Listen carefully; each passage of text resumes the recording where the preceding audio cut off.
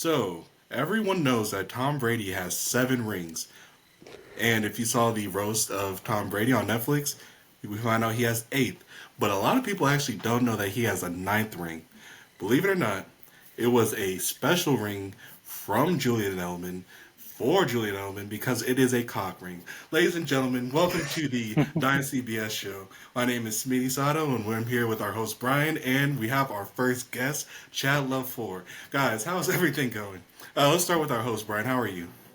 I'm doing great, man. Welcome in. That was great. First joke we've done in the opener. Wasn't expecting it, but you know what? After listening to that damn roast, that was fantastic. It fit exactly the whole theory of that, and it was Julie Edelman on his you know what. So we got a cool show. We're doing AFC breakdown. We forgot a division last week, so we are doing the South. We've got Chad. We call him the Lova. Chad Lova on here because he is our expert in the AFC North. So we are definitely breaking that one down. He's a Bengals fan, so welcome in. And we also got, what else are we doing? The South End, we're doing the West as well. So, Chad, welcome in. We've been dying to have you on this podcast. We play in a fair amount of leagues, so introduce yourself properly, man. What are you about? How are you? And where are you from? What's up, boys? My name's Chad Loveless, actually. That's why I got the Chad Love in my name. I'm from Cincinnati, born and raised, huge Bengals fan.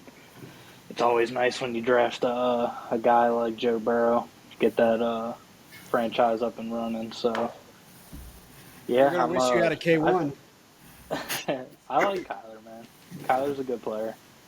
Um, No, I started playing Dynasty about 5 years ago. And I've just slowly been transitioning as many teams as I can get in every year. I think I got about like 15-ish now. I've dropped a couple, I added a few here and there. I'm in quite a few with Brian, so it's always nice. It's fun. I think it's the best way to play fantasy football anymore, to be honest with you. Agreed. Once you go to the dark side, brother, you don't go back, man. I used to be a 10 redraft player type of guy. I play in 1 redraft now, and it will only be the redraft we play. But, Chad, here's what cracks me up. I don't know if I told you this, but so, when you're in Sleeper, you see people's names, you see their little, pictures and emojis and all this, and you just, get this picture of who somebody is, right? Man, Yeah. I had you as the ladies' man. You remember the movie The Ladies' Man? I just had you sitting down with some Cavassier, smoking a little cigar with the thing, kicking back, doing dynasty trades. But it is so good to finally get to know you. It does crack me up. But damn, man, we're happy to have you here. So, Smitty, what's going on down in LA right now? Man, Rap Beef has taken over everything, and I'm just happy to be on the winning side. LA, once again, we got it. Yeah, LA don't got nothing. I hate LA. I still do that. I'm going to slam on LA here. You know what? Every time they said that roast was on the forum last night, I'm just like, oh, I still hate the Lakers. Even I still do, man. But all right, so let's jump into it. Smitty, great intro there. So Chad, tell me about it. You're a process player. I've kind of watched you play. We want to kind of take this episode, and I didn't even tell you we were doing this, but this episode's more about you. We really want to get to understand how you play, what your process is, and this is a learning podcast. So we're always teaching what we think. We want to know what you think. Teach us something during this podcast. And for all those listeners out there, you know what? He's going to teach us some wisdom here. So let's let it rip. What you got, Chad? What's your process? Especially, man, when you're going into new startups, I feel sick if I don't get 2 good quarterbacks on my team. 2 quarterbacks, it sounds simple. It's kind of hard to do, man, because I like trading down in drafts too. So if you don't come away with 2 good quarterbacks, it just kind of sets you back a little bit unless you get picks into a year like this where you get 6 first round quarterbacks. I haven't seen that in a very long time. At least those quarterbacks, you're going to get playing time out of them. It's hard to trade out and not get those quarterbacks. And I've always been invest in the wide receiver type of guy too. When they get the high draft capital, man, they're a better building block for your team. And I feel like it's a known strategy throughout a lot of dynasty community and players now about fading RB if if I don't get an RB, if I don't get a Bijan, you know what I mean, a Brees, a Jameer Gibbs, you know what I mean, somebody that I know is going to be around for a while on their team and getting touches, like I'm selling. If I don't have a contender if I don't think that I'm going to win the championship, I'm selling almost any other running back that I feel like I can get rid of my team. It's a way for me, whether you know what I mean, you're in tight end premium or some package that RB, get you a wide receiver, that type of move, man. I can always draft backup running backs on teams, and if you know anything, you play redraft, man. Those backup RBs every single year. You know what I mean? You can win. You can win fantasy leagues with Zamir White as your RB1. You know what I mean? It happens. It happens every year. So yeah, Smitty would have won a about my process. championship. Smitty would have won a championship if he actually took Zamir White off of me for the playoffs last year, and you should have taken that trade. Should have taken that trade. He had multiple 20-point games? I'm pretty sure. It's just He did. It's the same with quarterback too. I think Jake Browning won a few guys some championships last year, dude. He had 4. Yeah, Joe Flacco. I mean, it's those having those backup quarterbacks and those backup running backs on your roster. It doesn't look great until it does. You know what I mean? And they can win you leagues.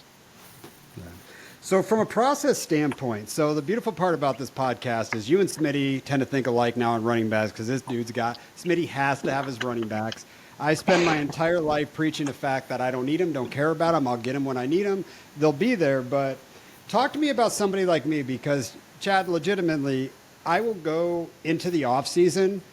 My preference would be not to have one single running back on my roster when the season's over going into the offseason. And then I'm a buy, traditionally get throwing pieces during rookie drafts, then go buy them halfway through training camp. But how do you go about your running backs in the offseason? And also the other question I have when you talk about those 2 QBs that you like to go anchor your team with, talk to me the difference of how you feel versus start 10 in a super flex or start 11 like the format that we're drafting right now in a league. I mean, in a start 10, you start taking away starting positions in a super flex league, man. It's all going to come down to how elite you can be at multiple positions. You know what I mean? If you got a start 9 or a start 10 dynasty league, you know what I mean? You probably might be able to sacrifice a little bit at your second quarterback spot, but you might have to get elite at like tight end. You know what I mean? Some like a position like that, it's going to give you a positional advantage week to week if you don't have if you're not starting a Josh Allen, a Jalen Hurts, and running it back with like a Kyler, like Richardson, Burrow, like that type of 2 QB, you can give up a little bit of value there and get elite at a different spot, man. Get you a Tyreek Hill, you know what I mean, a Christian McCaffrey, some of these aging players that, you know, I mean, some people might be looking to get rid of off their dynasty team, but these guys, they win you weeks. It's just, and the more starting positions you have, you know what I mean, the more flexible your roster can be.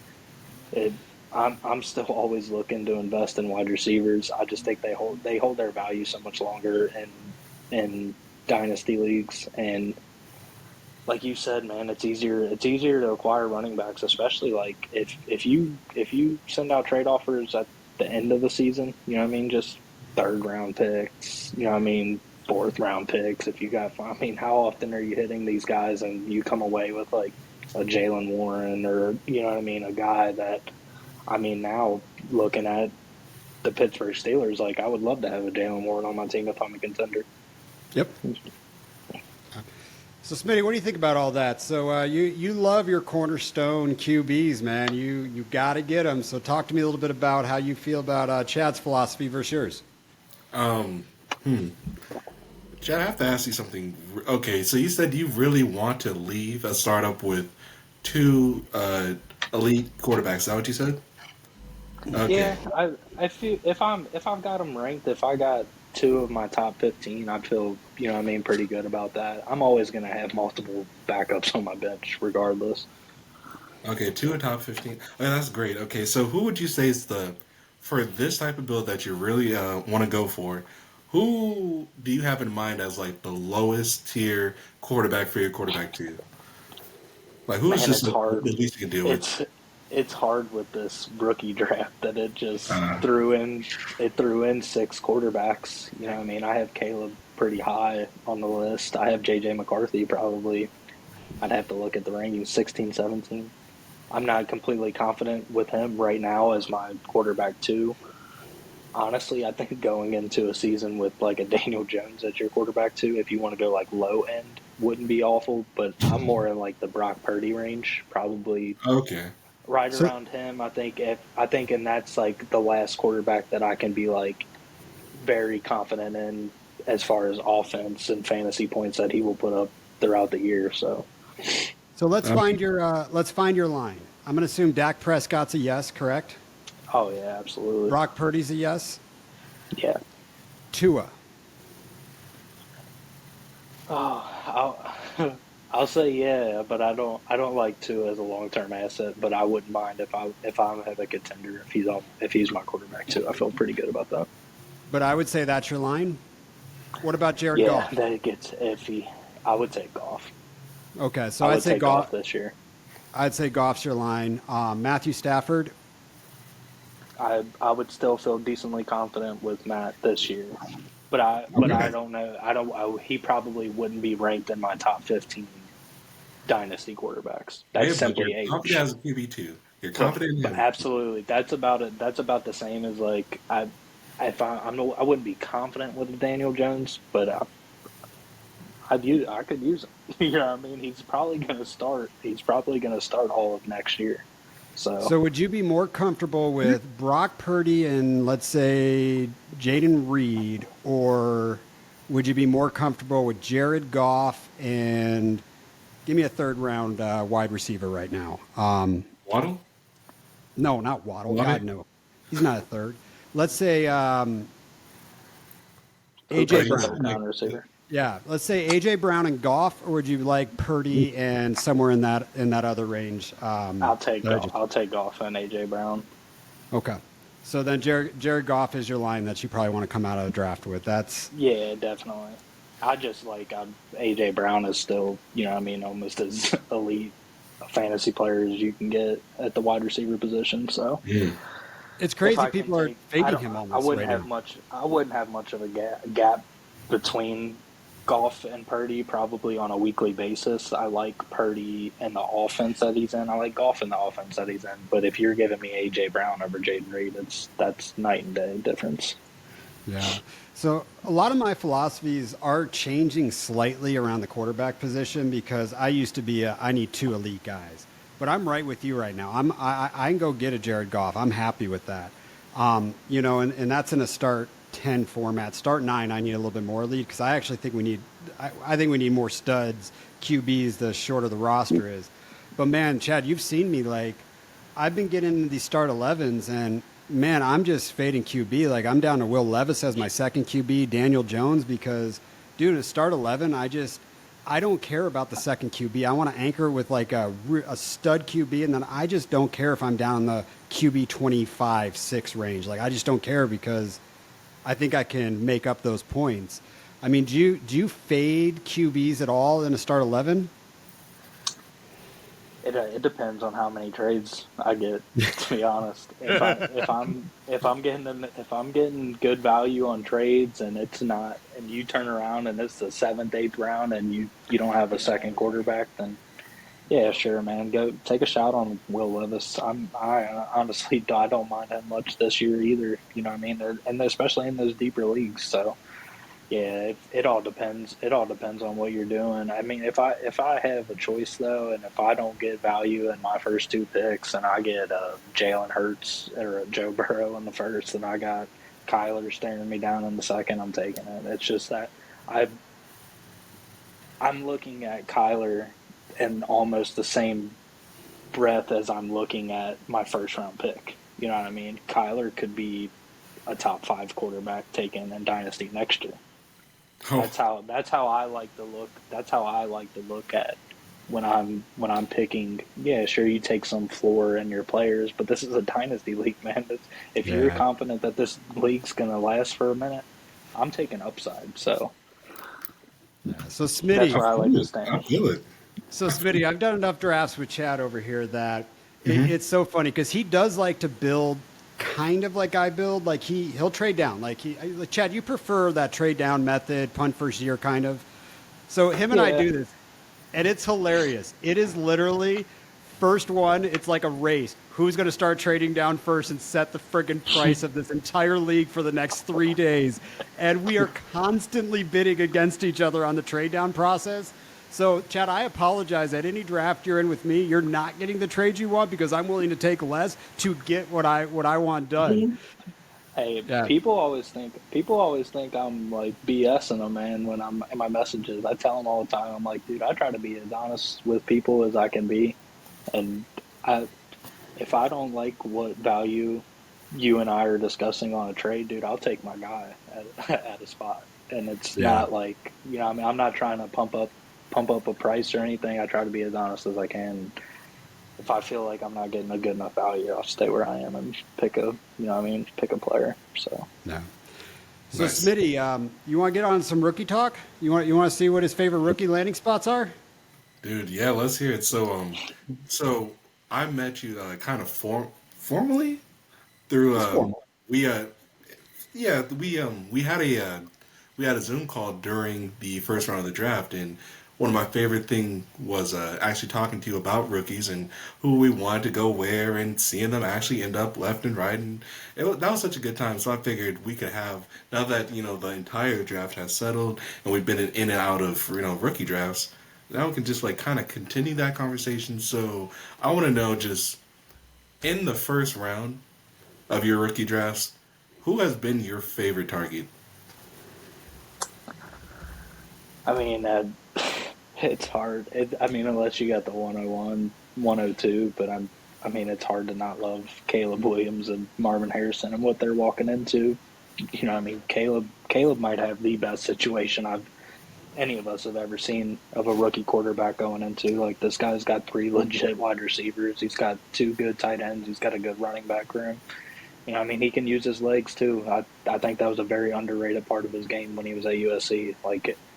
So it's hard not to love him. It's hard not to love Marvin Harrison getting going to Kyler. I mean, Kyler's Yeah. been a great fantasy quarterback his entire career. He's been dinged up a lot in his career though, but he's never, I mean, he hasn't had a wide receiver like this since an aging Larry Fitzgerald. You know what I mean? So it's good. It's nice to have that. Yeah. Other than that, though, you start getting into like the middle of the rounds. I don't mind Drake being at New England. I don't think he's going to start right away. I think he's one. I think he might sit. I mean, 6 to 8 games unless Jacoby gets hurt. But I mean, right now, man, with all the stuff going on with Rasheed Rice, it's hard not to like Xavier Worthy's landing spot. He's in Kansas City, Patrick Mahomes, and I don't know if you guys consider him a first round rookie pick. I do. Jonathan Brooks. He gets elite. He's elite draft capital. It's elite enter or age. I mean, early declare. It kind of sucks he has the ACL injury, but how often do you get a running back 1 in a dynasty draft and you're getting them at the back end of the first, early second? So it's honestly, man, there might not be a bad landing spot for a lot of these first round rookie picks. Do you go down? You got Brian Thomas getting matched up with Trevor Lawrence. You got Lad McConkey with a barren wide receiver core, but he gets Justin Herbert. It's a very good and interesting draft all around, and that's what happens when you get 6 quarterbacks taken in the first round. It just So where do you see the risk in the draft is? So what I mean by that is, let's talk wide receivers. So, we can feel pretty confident that the top 3 wide receivers are about as risk-free as you can get in this draft, 100%. But, talk to me a little bit about Brian Thomas Jr.'s profile versus, Xavier's versus McConkey. Like, I mean, there's a real big difference profile. And do you have Brian Thompson Jr. clearly above the ones drafted on after him, or do you have them all about the same tier? I think as far as NFL wide receivers go and what NFL teams look at, I think Brian Thomas is like a prototypical can make it on the outside. I mean, the dude's fast as hell. You know, what I mean, he had 17 touchdowns or whatever, and LSU like. So I think as far as just like prototypical receiver goes, I think Brian Thomas is a better prospect than say Xavier Worthy and Lad McConkey and stuff. But the landing spot is great for Brian Thomas, but it might be better for those other two receivers. I mean, the only thing that worries me about Xavier is, dude, he is small, man. He's so small. He's 165 pounds, and there's such a small sample size of guys like that playing well and long in the NFL. I mean, Devontae Smith is defied odds, and Xavier's smaller than him. You know. So if you look at, let's say, Brian Thomas Jr., I think we can say drafted 109-ish in Superflex, somewhere right in there. So if you're looking to take the risk of the other three that we talked about, Worthy, McConkey, or let's say Keon Coleman or whoever you have as a third out there, what do you need to take in a trade to trade from the 109 to the 111 or the 112? And do you care if you have the 11 or 12 and get Worthy or McConkey? Nah, I think if you can trade one of them and get, get you a second round pick. If somebody loves Brian Thomas Jr., it all depends on your build too. If you can get a second round pick, if you could have got a back end second in this current draft, I think I make that trade. I like a lot of those receivers back there. I don't mind a few swings on the RBs that were going in that range. Senate was kind of going in that range. So if like you play in a tight end premium league, it's anytime your roster needs value, kind of go for value there. I mean, but Michael Penix, I seen go in the middle of the second, sometimes later second. Whoa. And it's like, it's not necessarily the league that we did. It's just what I've seen. He's gone decently late, and I'm like, man, that's too late. This dude was drafted 8 overall. You know what I mean? Like I think he's gonna be their starter sooner than later in Atlanta. So it was just a good draft, man. Bo Nix is going in the second round. He's a first round quarterback. True. He sure is. I'm so glad you mentioned Penix. After the Natty, I was really thinking about him just lightly, but I said, you know what? Maybe he should be like a backup in Seattle and just overtake Gino at some point, hopefully midway during the season. Then as I got to learn more about him, I said, oh, I need him to start immediately. And now he's in a situation where he's backing up a guy that was paid a lot. And that bothered me at first, but now I'm thinking, well, if I was happy with him, waiting half a year to beat out Gino because I love the weapon situation in Seattle, then this should make me ecstatic, him being in Atlanta. So, a 208 for Michael Penix and a Superflex, that is amazing. It's a steal, man. Yes. It is, and like I said, it's not very often that you get rookie is a little bit older. But it's not very often you get rookie quarterbacks and their situation he's walking into. He's got Bijan, he's got Kyle Pitts, he's got Drake London. You know what I mean? And even if he's a middle to lower end quarterback too, dude, in the second round of rookie drafts, it's a steal every time. So here's what gets me about Penix. Here's what gets me about Penix right now is if you look where he's being drafted, it's either right in the back of the first, like you said, early second in there, but. So the people drafted right around there, Brooks, and we can make a claim, oh, he's the RB1 of the class. It's like, okay, this is a bad running back class. So, let us listen to what the NFL says. Why would you ever draft him over a QB? Xavier Legette, he's a first-round wide receiver. Okay, well, if we're selling us that, well, we have a first-round quarterback. Keon Coleman, he's a first-round wide. I mean, whatever it is, you're selling yourself a story. This is the 8th pick of the draft. Go draft Michael Penix. Who cares if he doesn't play for a little bit? Go draft the man. And what's crazy is Atlanta had him as a second QB on their board. That's why they drafted him. It's... Whoa. I didn't know that. Oh, I did not know that at all. Whoa. Oh, man, that makes me feel a little concerned about Jaden Daniels. But all right, that's interesting. And you get all those, you get wide receivers 4 through 7 that all went to really good quarterbacks. You know what I mean? Like whether how you feel about Brian Thomas, Xavier Worthy, you know what I mean, Keon Coleman, Lad McConkey. Look at the quarterbacks they're playing with. No. Got So Josh so we Allen, Trevor Lawrence. You know what I mean? Patrick Mahomes. Yeah, so we talk about BT Jr. We did a trade for him in one of our leagues where you had drafted him, and then you're like, "Hey, do you want him?" I didn't get the build I wanted. What was that trade? Was it a second and a future first? Is that what we did? Yeah, I traded. I took Jermaine Burton and then the 25 first. So I So think that 206, right? it was something. It might have been like the 209, Yeah. which we'll get to Jermaine Burton. I I really love the player that I watched on tape. And actually, Schmitty had referenced that when we were watching the NFL draft. He was my favorite day two wide receiver that I told you guys. I want to know where he goes, and sure enough, he lands in Cincinnati. So Wow. I mean, I got a ton of him in my rookie drafts. But the process for me is that, but my team in that rumble, I need RBs. So if I was gonna trade, like I was considering taking Jonathan Brooks at where I took Brian Thomas, and it was just like, man, it's a little early, and I also still need wide receivers on that team.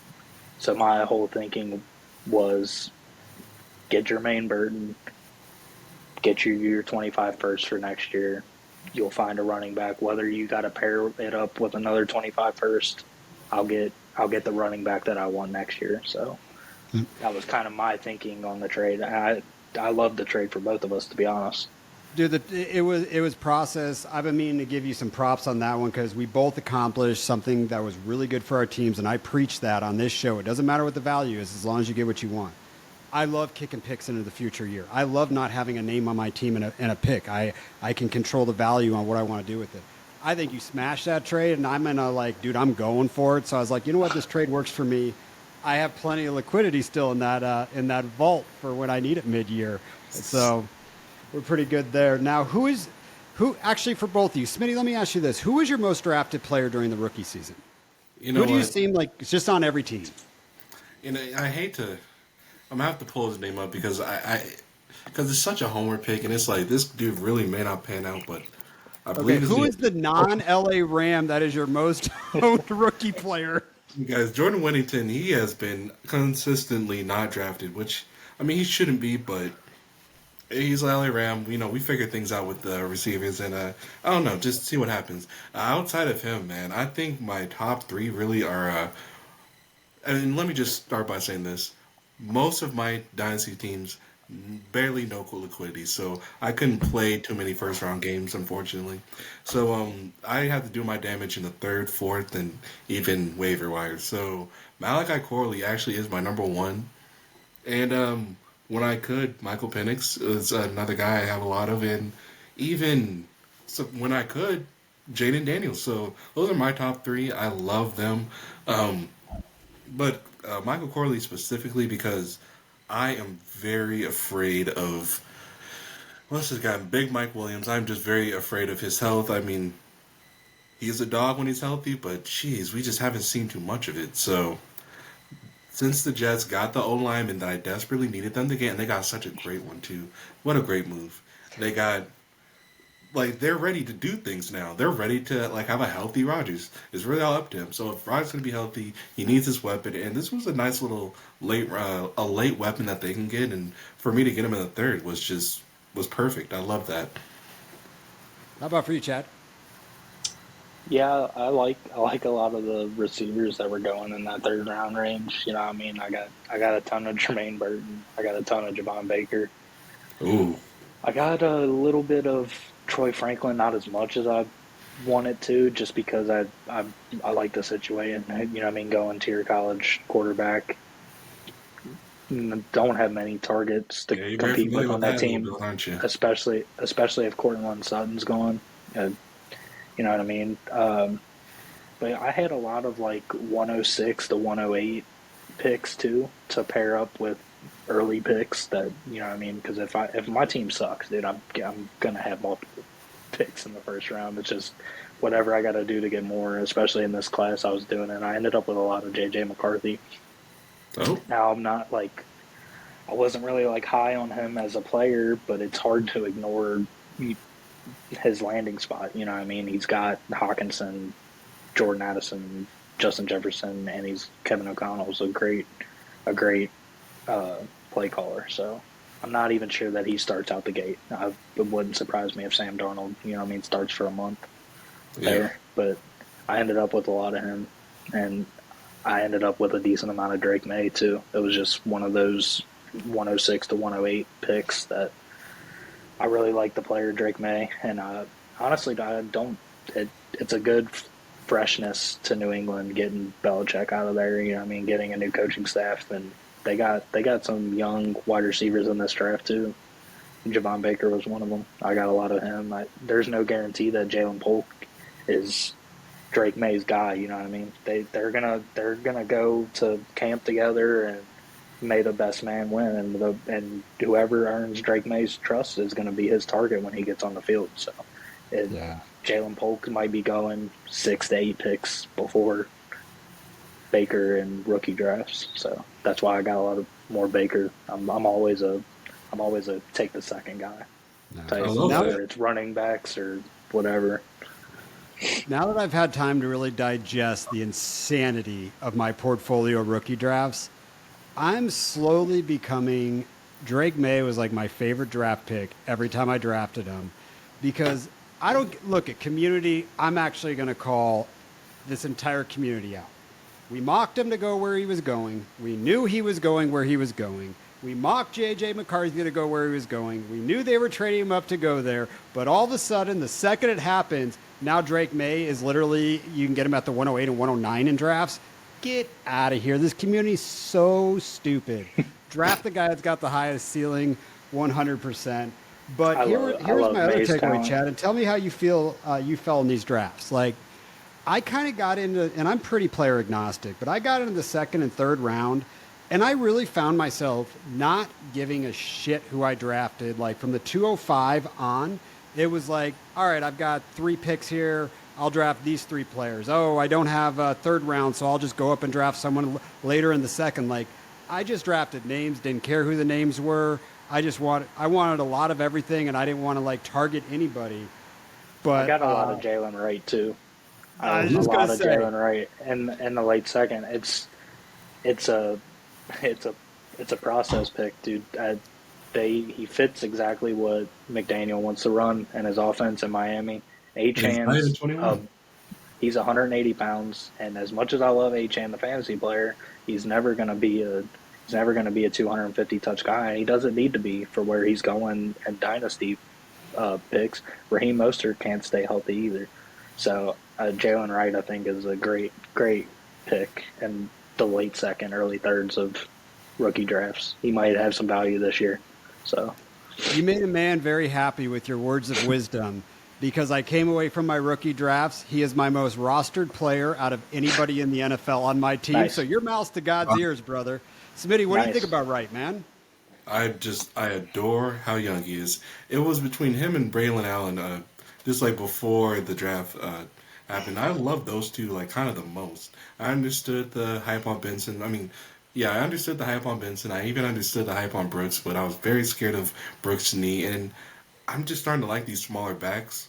So with that being the case, I was kind of nervous of this landing spot, like immediately. Like initially, I was saying, Achan's to the absolute moon with Achan, and I mean, I'm surprised, but they did pay Mostert, so like that duo right there had me concerned. And at this point, all I can really think is the fact that he's still 20. Like that guy's gonna be a Dolphin for a long time. I hope. he's fast too. So, Chad, we nicknamed Achan Buzz Lightyear on this show. So let me ask you this, Smitty. If Buzz Lightyear took performance-enhancing drugs, Oh my God. who would he be? Because it looks like he'd be Jalen Wright. Wouldn't it? It just looks like a big version of him on steroids. And I'm down with that. Yeah, possibly, dude. That's great. I love that. Oh, I just didn't see that coming. That's great. I love that actually. Yeah. So, Chad, who is your most rostered player, though? Oh, it's Burton. I got him on probably 90% of my dynasty teams. And the reason, like I said, it's a homer. It's a homer thing totally. But when I scout it. When I watched their film, I watched probably the 12 receivers that went after the top three. I didn't need to watch them. I already watched them. I knew how good they were. But I watched and I looked at Burton and he had as good as tape as any of them, as Brian Thomas. You know what I mean?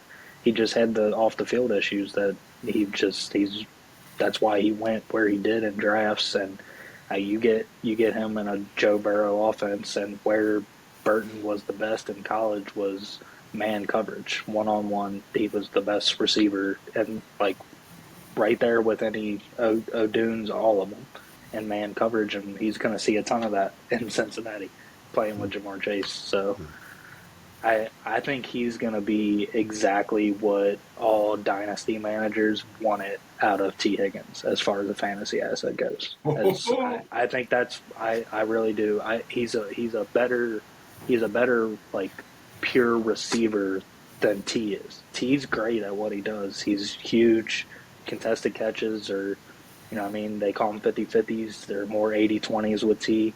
He doesn't really separate a ton. Jermaine Burton separates. This dude gets separation, and he's fast. And you get him on number 2 cornerbacks and on slot cornerbacks, it's going to be tough to guard him.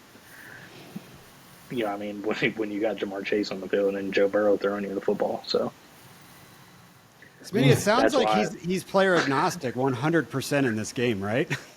I mean, but he found someone he loves, dude. And I gotta it get. helps he landed on my favorite team. Yeah, I won't lie to you, but I look at him. I drafted a lot of Jalen Wright too, dude. If I had early seconds and I missed out on like a Jonathan Brooks, or if I really didn't need a Michael Penix, somebody, I was trying to get 2 late seconds. Whether I had a later third or whatever I had to do to try to get a Jalen Wright and Jermaine Burton on my teams, that's what I did majority of the time. So our listeners, if you're in a league with the Lova over here and you got Burton, just send him that, and he'll just send him Burton in a first, and he'll send you JJ in a second. Like, it's a done deal. He's got to stick to brand. He's got to accept it now. All right, man, let's have some fun. One player that I did trade straight up for Jermaine Burton in one of my home leagues was Jalen Warren, and I think I would do it again. Just with my build. My team sucks. Smash. My team sucks. Smash. My team sucks. I was, and this dude loves running backs. I said, here, bro, take it. Jalen Warren ain't putting my team where I want to go. I want Burton on my team. So, dude, I am process. What were you saying, Smitty? I'm gonna consider that. That's like a move I kind of really want to do. And plus, I really love what you have to say. You know what? I'm in. Dude, I am process. You're telling me that you're going to give me that receiver for that running back? Dude, I can easily go get a running back better than Jalen Warren for Burton. Easily, dude. Jalen Warren, if Najee goes down this year, is going to be a league winner. And Arthur Smith's offense. Oh yeah, 100%. No. But I said it earlier in the show. I'm taking my wide receivers, and I'm very confident in who Jermaine Burton, the football player, is. Not so confident in Jermaine Burton, the guy yet. So all right, let's break down the AFC here so I can get this rolling on in time tonight. So what do you want to do first? You want to do your division first with the North, or you want to save it for last? It doesn't matter, man. Dealer's choice. All right, let's kick it off. AFC North. Let's talk about the best team in the AFC North, the Baltimore Ravens. Who you buying, who you selling right now? Man, it's hard for me to sit here and tell you to buy Lamar Jackson. But I mean, if you can get him, if somebody's selling him, go for it. I think I'm selling Derrick Henry. If you can get somebody into paying you more than what I believe Derrick Henry's worth, then go for it. I'm not saying that Derrick Henry's not going to have a good year because he's now on a team with the threat of Lamar Jackson running the football. You know, what I mean, he's gonna see way lighter boxes than he did in Tennessee. So, but if you can get a mid second, early second, if you're a rebuilder, I mean, I think Derrick Henry going to Baltimore was probably one of the best things you could have asked for. So, So you're okay. So you're selling Derrick Henry for a mid-second. Are you asking for anything else other than that? nah, get him off my team. If I'm rebuilding, just you can take him. Hopefully, he wins you a title. He's not gonna Okay. let me win. You know what I mean? So would you Maybe try to? maybe you can get him, throw him in a second and see if you can get a first. You know what I mean? To a Mm, contender. That's what I was going I to say. I like think that. you I can like get more. I think you can get Yeah, more because that can shop, man. Put him on the trade markets. Smitty, what would you be selling Derrick Henry for? I thought you hit that. You hit the nail on the head with the mid-second, yeah, or just a second period. I think I would. I think I'd be happy with that. But I don't know. I'm personally usually in a situation where I want that Derrick Henry. So if you can find a contending team or a team that thinks they're going to contend, now is a fantastic time to sell before things get real and muddy. Because I mean, geez, they just drafted Rasheen Ali. I still don't know what the situation is with Keenan Mitchell. It's getting a little muddy, and plus Henry is definitely not going to be the bell cow. So I don't know. I actually am starting to feel the sell train on Ravens in general, except for if I can find, dude. So we love Jalen Hurts, right? Like, how are you willing to? What is an acceptable tear down from Hurts to Jackson, or that's something you shouldn't even do? Like Hurts what to who? Oh man, Hurts and Jackson? Like what kind of if you're trying to sell Hurts or trying to think of Burrow even for Jackson, what would you even do that type of tier? Because I do see Lamar as quite elite, like, and I feel like he's being slept on a bit. But it's just like in a process way, what can you get if you have like those guys like not necessarily Stroud, but like a Hurts who is cornerstone. Of course, we have a Burrow who I think is cornerstone. Let me see other quarterbacks here. So, Chad, can I answer that real quick before you do? Because my answer is so simple. I am not doing that trade unless I am getting an extra piece back because I don't care which one of those quarterbacks I own, and there is no way in hell I'm giving up anything to move to one of the other ones. I Okay, agree. It's not like you're moving up.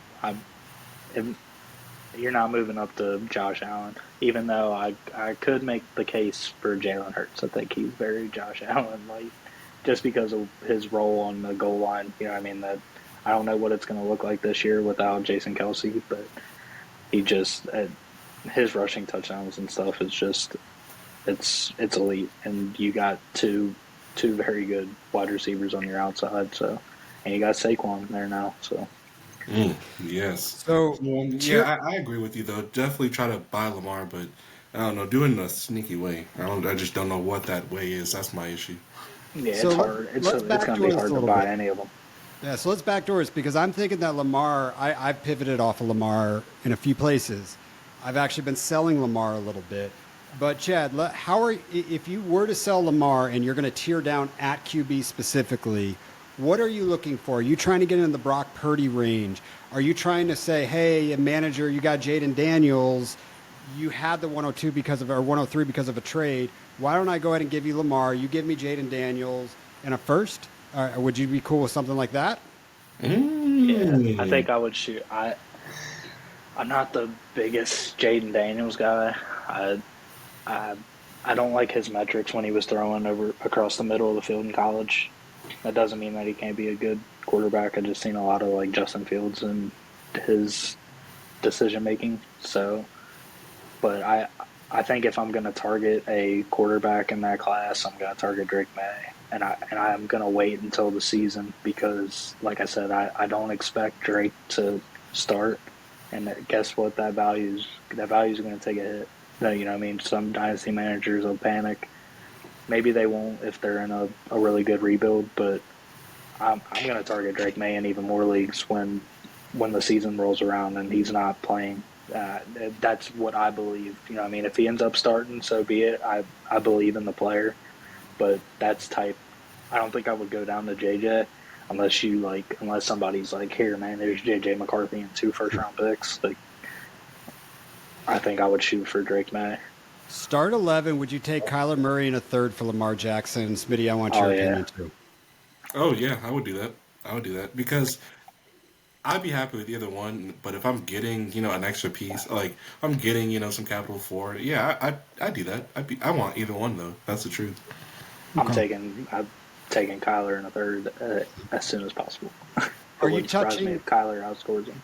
Are you touching any of the wide receivers on buying, selling? I would. I'm recommending pivoting off of Zay Flowers.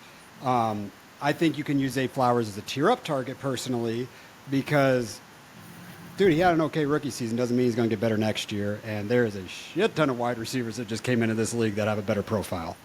If you play in a start 11 or start 12, man, and you have a deep rookie, like if you go 4 rounds, send a fourth for Rashad Bateman, man. Take a swing on him. Just I still like the player and the talent, and he's dealt with injuries, and I don't see a reason why he can't eat into that wide receiver target share this year. So I think that if you want to consider that a buy, I still believe in Bateman the player. That doesn't mean he's going to be a great fantasy asset, but how often do you turn fourth round picks in those good? You know what I mean? Buy into a first round talent on a already good offense. I gotcha. What does Zay Flower in a first get you, Smitty? I okay. Honestly, Let's say random, middle of the road first.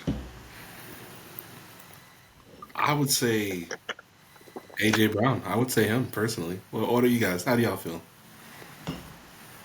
I think can get you there on a team that can't win.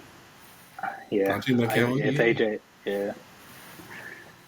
That was a good little move. Oh, man. Jesus, this potty, yo, I swear. I think I'm taking AJ Brown. Yeah. If I'm a contender, I'm making that trade because Zay Flowers isn't going to give you the target share that AJ Brown. Zay will give you some good weeks in fantasy, but AJ Brown is AJ Brown, man. Go look at his first 8 or 10 weeks last year. I think Jalen got a little dinged up, and I mean, but fucking AJ Brown was putting up 112, 114, 106. Like, he's one of the best wide receivers in the NFL. So if I can buy him, you know what I love about what we just did? Mm-hmm. I've made that exact trade twice this week. The exact trade. Zay Flowers and a first for AJ Brown. That's why I'm pumped about it. It can get done. All right, so let's go. Let's talk about the second best team in the AFC North, the Cleveland Browns. I knew you were going to say that. All right, what are we doing with the Cleveland Browns? Let's talk about the running back core. Are you touching Ford? Chubb is a nothing to me. Tell me about how you feel about him, but what are we doing with the running backs, and what the F are you doing with Deshaun Watson? Dude, I want to sell that entire team. Like, I don't know. Like, Jesus, this team. I don't give I'll take whatever. And I mean, honestly, yeah, like, this is like the perfect team where if you have a Brown, just take whatever liquidity you can and dip. That's my opinion, though. What do y'all think? If I need a quarterback in super flex leagues, man, I'm targeting Deshaun Watson. He's too cheap. He's too cheap, and this is strictly Deshaun Watson, the fantasy football player. I think 3 of his 5 games last year he was a quarterback one. He's still using his legs. He's got enough weapons there in Cleveland, and I think they're starting to transition their team more towards passing anyways. I think they were slowly getting – I mean, it's hard to when you have Nick Chubb running the football, but I think they want to throw the ball more, and to Deshaun's cheap, man. If you want to win, I'm here to give advice on winning a Superflex league, even in a redraft, man. He's going to go late. He's a perfect quarterback, too, on a Dynasty team, in my opinion.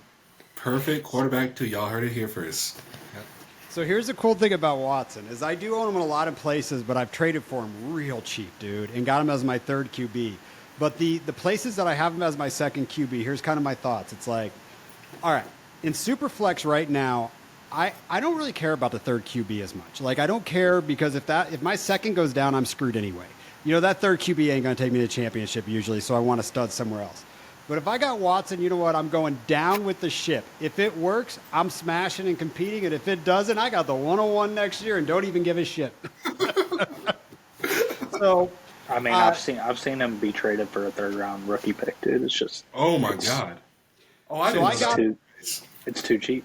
yeah, I It's got too him cheap. in a league last week. I traded the 202 for the 209 in Deshaun Watson. Oh yeah, Yeah, that I was mean, totally, yeah, That was in the Rumble. Yeah, that's right. That's real. That was my favorite trade of the entire offseason, by the way. I mean, that was dude, like a free Deshaun Watson. I bet. All right, so let's talk receivers here. I've got a question. So you've seen Rumble, you've seen some things. I have traded Jerry Jeudy for James Conner 3 times this week on teams that I need a running back and I'm ready to smash if I get one. Do you do that trade? Do you care about Jerry Jeudy? Because I don't. He's a roster clogger in my mind. I don't care. No, he was probably one of my most owned players at one point in Oh, so you're Dynasty. But yeah, it's kind of like between him and Jamison Williams, I might have had them on 95% of my teams, and I still hold out a little bit for JMO just because of what he's dealt with early in his career. He made some stupid choices, but Judy, man, it's if you can get a fucking second or a running back, if you can get a starting RB for him, I'm taking that every time, especially if I'm a contender. I feel good about that. I've had some people Yeah. DM me clowning on that. I'm like, what the hell are you talking about? I do not care about Jerry Jeudy. He is not a difference maker. Nope. Don't care. Nope. Then plus in that league, you had like an abundance of receivers, so it's like, who is he to you? You're never going to start him. You're never going to start him. Never. However, you're going to always start Connor until you can't. Dude, you guys, I got to tell you how proud I am. I unclogged the living shit out of my roster during that draft and reconstructed the exact team I wanted. I'm pumped Fire. about what I did in the Rumble, guys. I wanted to get rid of Andrews. I wanted to get rid of JSN. I wanted to get rid of Judy. Didn't give a shit, dude. I'm ready. I'm gonna smash, boys. All right, so let's see. Amari Cooper. What are we doing let with me just Amari? I'm finish. faded. I'm selling and fading. Fading is a perfect idea. I just want to say, if you were in the playoffs last year and you got freaking bombed by Amari Cooper, you don't forget that shit. Like, that hurt. Like, that made me consider targeting him pretty much in every startup I've done at the top of 2024. And now that the scar is kind of, it's healing, I realize long term that guy's not ever going to do that again. And if he does, it's going to be tough to count on. So, yeah, I want a second and I'm out. That might be selling low, but like that's my price, honestly. If I don't feel like I have one of the best teams like by a mile in a league, I'm selling 30-year-old wide receivers. It's just it's an age thing. Nothing against Amari. He might still have another good, year 2 or 3 left, but he's not my cup of tea player. So I agree. I just don't want anything to do with it anymore. Like I hit a certain level, and I'm just like, I get it. You still are doing things. You had a great last season, but like I'm just out. Like I'd rather like just go pay up and get like a Jaden Reed and take the potential on him taking the jump than Cooper staying there. All right. Anyone else on the Browns we need to talk about? Tight ends, Njoku. What are we doing with Njoku, boys? You guys know that. Oh, I love that man. That is one sexy man. Dude, that is a quiet, that's a top 10 tight end with quiet top 5 potential. And that the quiet values, you have to find a way to get on your team. Now, I recently did, oh boy, I think about this trade a lot because I actually could go either way. I recently did a trade where it was Dalton Kincaid and maybe it was just him for Justin Fields and Njoku. I ended up getting the Njoku side. And when I drafted, just the extra context. When I drafted Kincaid, my heart was really set for him. I love the guy, so it sucks to see him go. But I mean, I was able to get, a quarterback out of it, which is cool, but we don't know what that Steelers situation is, and we're going to talk about them shortly. But I felt like, this is worth the tear down. So that's the type of stuff you can do for Njoku, just quiet value, you know? You'd have to pry Dalton Kincaid from my lifeless fingers, especially in premium leagues. But I like 1.75. Chad, Absolutely. 1.75. Dalton Kincaid or David Njoku in a first. oh, Mid-range. Njoku in a first. Njoku in a first. Okay. You said 1.75, right? Yep. Yeah, I can, Dalton and Njoku in a first, yeah. Okay. Deshaun loves his tight ends. He Okay, always so has. let's say Njoku in a second that you're betting the manager isn't that good and you're hoping, let's say, 203.45. Nope. And a premium, oh, God, I mean, that might be, if that's the best offer, yeah, I wouldn't be mad at it because, well, 2025 is not as phenomenal of a year, so I think I'm going to leave no. Not going to be a phenomenal class, I don't know. I think Kincaid can be a league wrecker and a premium. It's possible. It's possible. No more Diggs, man. I mean, you got Curtis Samuel, Shakir, and a rookie as your wide receivers, and you got Josh Allen. Josh Allen's going to fucking put up points and touchdowns. And Amen. Dalton's he's not a tight end. You know what I mean? He's a big slot. That's what he is. And I wouldn't want to. I've got him on a lot of fantasy teams. Like I said, you would have to pry him from me. I hear you. This is why I don't own them. I've sold them high everywhere. I want that first. I want the liquidity. I want to tear up at quarterback and tear down a tight end and tear up I don't know. I'm a little crazy there. All right, so let's get into the third best team in the AFC North, the Pittsburgh Steelers. And by the way, Chad, can I ask you a question? Would you mind joining us next week, too? And we'll break down the rest of the divisions because we are 56 minutes, and we'll do the AFC North this week. Yeah, sure. Cool. Dope. All right. So the third best team, the Pittsburgh Steelers, baby. What are we doing? Let's just talk about Justin friggin' Fields. What the hell are you doing? I have sold him. I have bought him. I'm trying to find a price, and it's just like, what the hell are we doing with this dude? If I have him, I'm not selling him for what he's going for now. Just keep him, and if he regains a starting job, you know what I mean, his price will go up. It's kind of very Daniel Jones-ish anyways. Like, I'm not, if somebody wants to buy Daniel Jones off of me, I'm not going to sell him cheap. I'll wait till end season. And if Daniel Jones is a midding quarterback too, you know what I mean, you can get more from him end season when quarterbacks go down. But it's similar with Justin. I mean, I'm not touching Russ. If you can get anything for Russell Wilson in a Superflex league, do it tomorrow. I'm out. I'm out on him. The only piece that I want in the passing game is, it's gross, it's Freiermuth, but it's simply just target share and what I believe he will get if he gets 80 to 90 targets, whatever. Najee Harris and Jalen Warren, I think, are fine fantasy pieces in Arthur Smith's system. But other than that, George Pickens, if I can get anything, tear up Pickens in a first for any type of nice wide receiver, I'm doing that. I take Pickens in a third for whatever. I want out. Yeah. I don't want anything to do with Steelers. I'm 100% with you. But when I talk about what to do with Justin Fields, we know Smitty's buying him. We know that. Yeah, at the end of the day, I really do believe that at the worst case scenario, his legs are gonna give him some big weeks. Yeah. Worst case scenario. I did a trade. He would be better in that system than Russ. I got rid of Justin Fields, and I had to complicate this trade to get rid of him to accomplish something out of it. So here's a trade I did in a league that I'm like, I can't win. I'm playing for next year.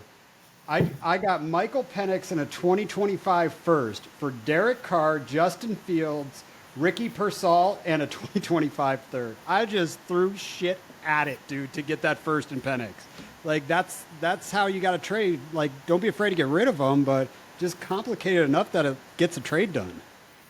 I quietly love that, and we spoke about Penix. We're excited for him. I mean, we especially love his value, but yeah, I do lean your side. My only issue is I may have wanted to hold on to Pearsall, but You got rid of Fields, so like, what's the issue? And you got a first. What's the issue? No, man, that I like first is it. going to be worth more than Purcell here in like 3 months, dude. 4 months, 5 months. Like, I I believe it want the too. liquidity of that friggin' pick. And Another Penix. another player that I like the long term outlook for Ricky, but until Debo and Ayuk are off that team, one of them at least, where's he going to play? And He's Shanahan another has to person put that's his going to lose. Shanahan He's has just to going put to a lose receiver in value. the doghouse for a year before they get going too. Like he'll Good get total Ayuk treatment. Those All are right. type of players though that I'll target because you know what I mean. That's the same deal as like I said. I talked about Drake May, Michael Penix, any of them guys that lose value if they're not starting come 2024. I'll trade for them mid season. Hey, I like it. I think that's smart. That's great. Man, you're teaching me some things. This is really good getting to know you. So let's, Smitty and I, we're just going to give you the mic here. We have the 16th best team in the AFC to talk about, the Jesus. Cincinnati Bengals. No, all jokes aside, I do believe they have a shot this year. This is a team that's built to make a run. It's built to make a Super Bowl.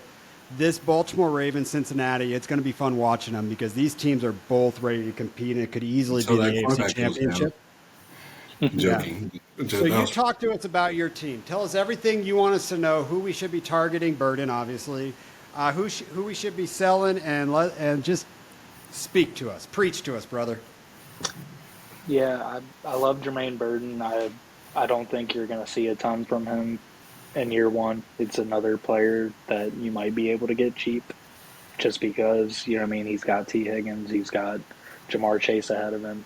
T's kind of been banged up almost every year of his career. He typically misses about 3 or 4 games, and I like what Jermaine Burton is as a player, but he's going to, after his off the field stuff, he will have to earn everything that he gets in the NFL. So that's going to be on him. And, you know what I mean? If he wants to come and put in the work, I do believe he's talented as shit. And, you know what I mean? He'll be a good dynasty asset. But as far as like guys that are just flying under the radar in their offense, it's Zach Moss, it's Chase Brown, and it's Mike Gesicki, man. Gesicki, you know what I mean? A lot of people will look at him and just they'll blow you off. You know what I mean? That it's the tight end position, and what I tell people is that Mike Gesicki's not a tight end. He's going to go right into Tyler Boyd's old role, which is a slot. He didn't get used like that in his last year with Mike McDaniel. He didn't get used like that in New England. They lined him up in line. That's not who he is. He's a big slot receiver. He's 6'6". He runs. He's actually one of the most athletic tight ends ever to go through the combine. He gives Joe Burrow a target, especially across the middle of the field in the red zone, contested catches. If you're in a tight end premium league, man, you can get this guy dirt cheap. Dirt It cheap. was so fun, bro. In one of the rookie drafts, I saw a trade come in for you. I'm like, nope, bro. I want that exact fool right now. I know who you're trying to come up and get. And Zach Moss and Chase Brown, if you can get, you know what I mean, either one of these guys, if you're a contender, Chase Brown might be a little bit more expensive just because he's younger. But Stupid. I like both of their upside in this offense, man. There's nobody behind them that the Bengals are going to trust for touches. It's going to be these two running backs. I think Zach Moss will be the lead back, but Chase Brown gives them fucking crazy explosiveness. And, you know, Joe Burrow, he's been throwing and stuff, so I expect their offense to be a lot better. I expect them to run a lot more 12 personnel this year. So under center shotgun, or not as much shotgun as they ran, more under center. That means more play action. That's another reason I love Gesicki. He's going to be on the field with a blocking tight end too. You know, I mean, a lot of play action of him over across the middle, Jamar, all that stuff. I think their defense, they added pieces back that what they lost. Their defense was very up and down last year. A lot of young players starting, so I like the moves that they made on the defensive side of the ball. They got a safety in Geno Stone. They lost DJ Reader, which sucks, but they drafted 2 defensive tackles.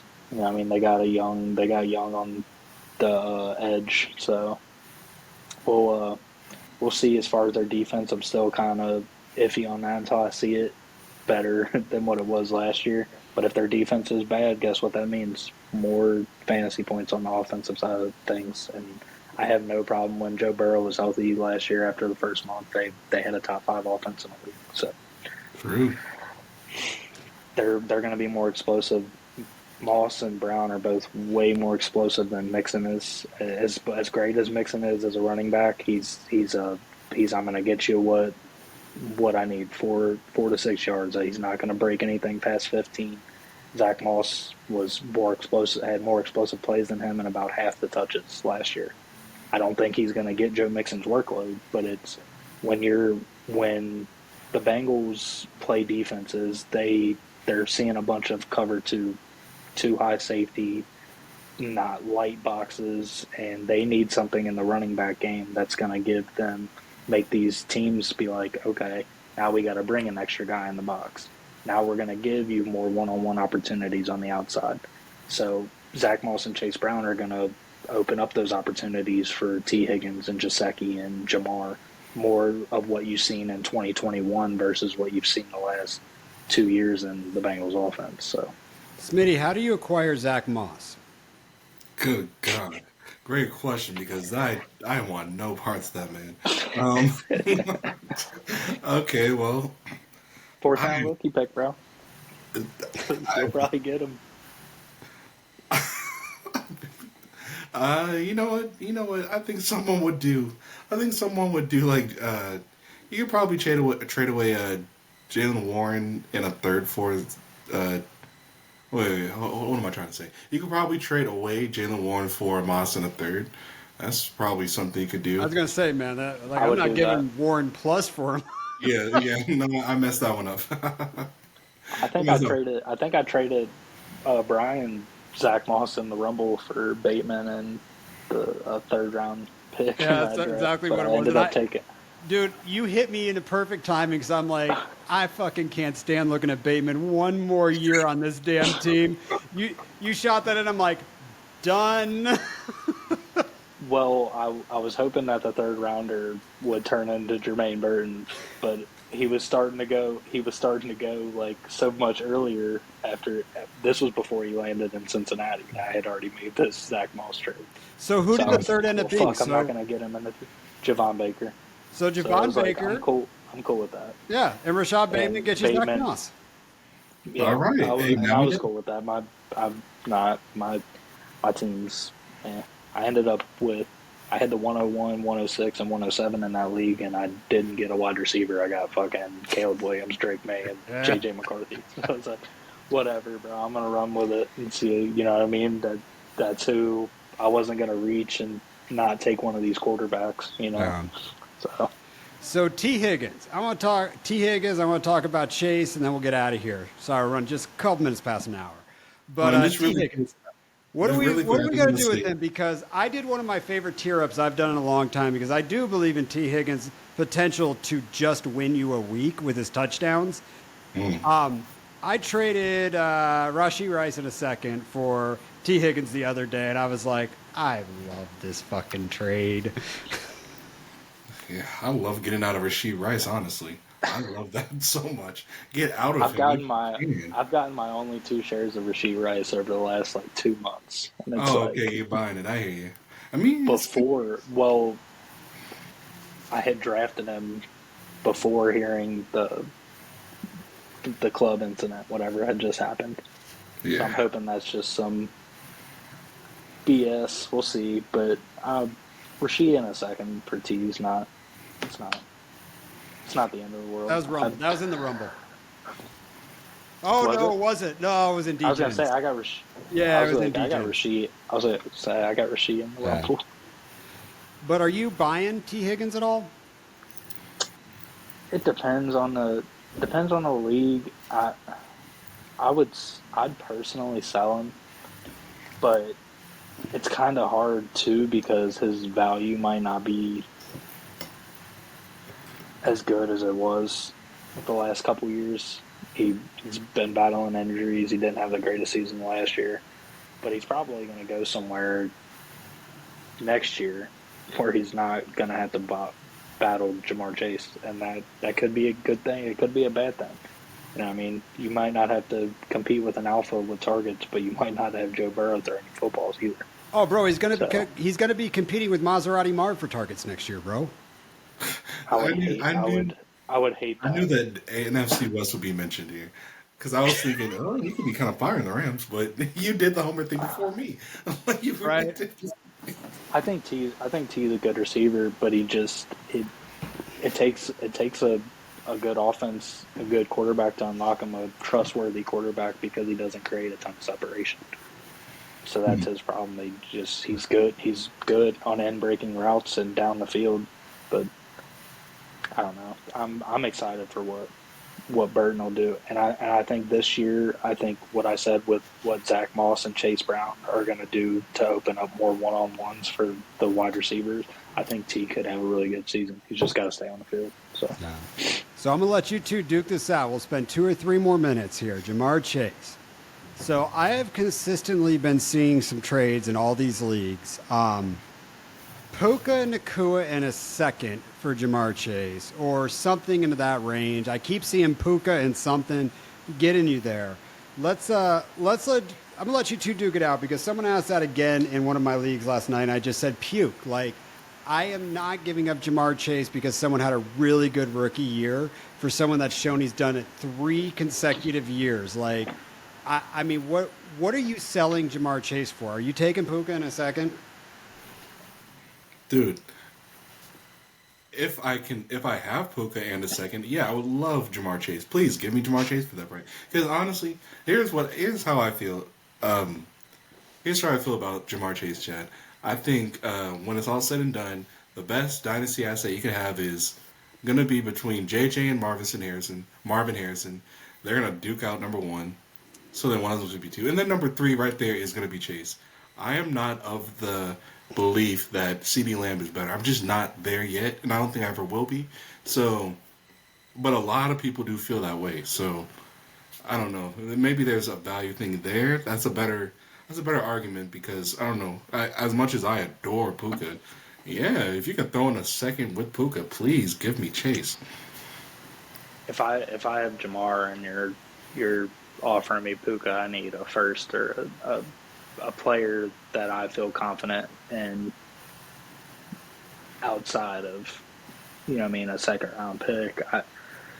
If you were going to offer me, let's say I was desperate and I'm rebuilding and I got Jamar Chase, and you offer me, if before all this stuff, man, like a Puka Rasheed Rice would have been a beautiful 2-for-1 that I'm gonna consider doing, just because if I'm rebuilding, you still get the youth with Puka. He's tied to Matt Stafford, you know what I mean? And it's hard. You don't just do what you do, what he did in the NFL, without being a really good player.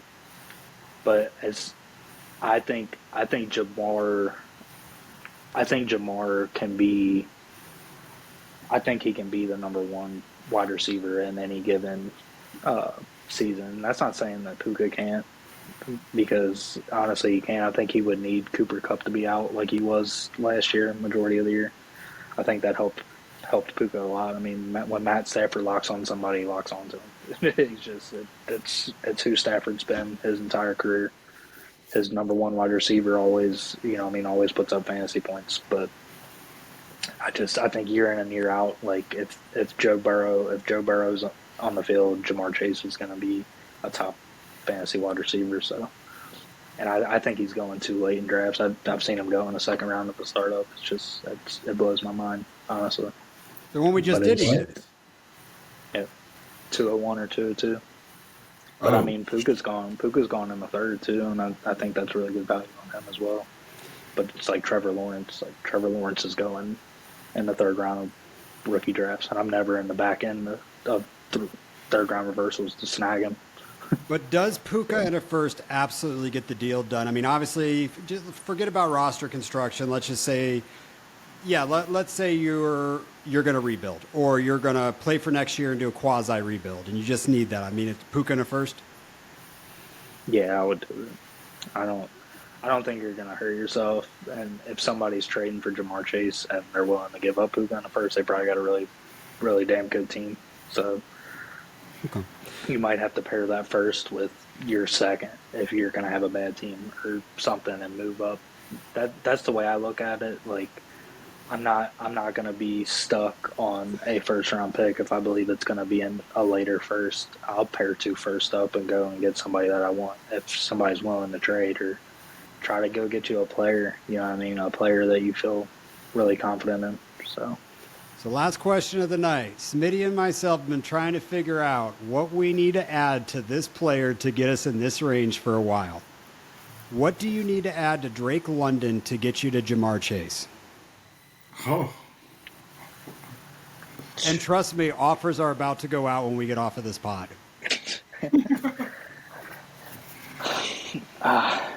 it's probably a similar thing, man. I'll shots fired. I'd rather to have Puka than Drake London. Oh yeah, personally.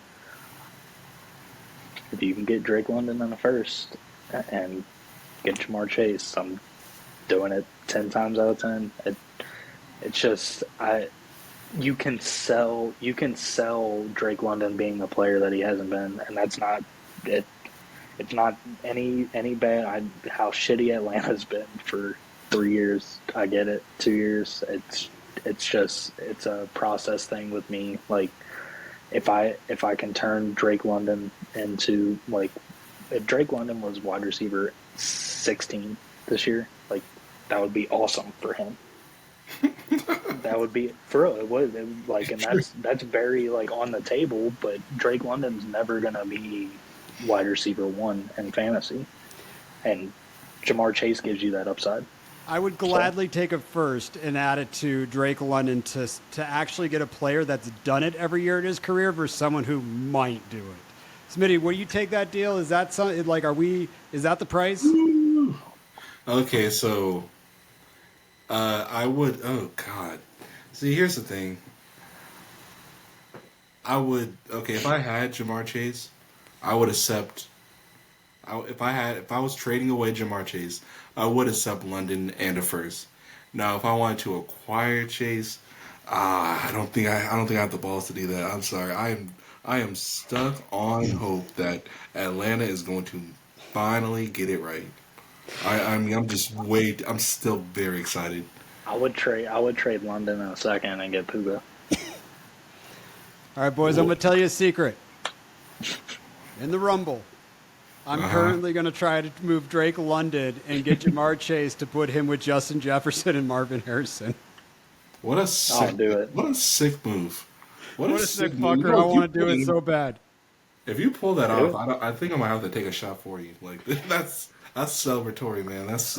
I don't think Bismarck is going to do it. I don't think he is, but all right, we'll catch you all in part 2. Chad, thanks for joining us. We'll catch you next week. Stay on there real quick. All right, cheers, guys.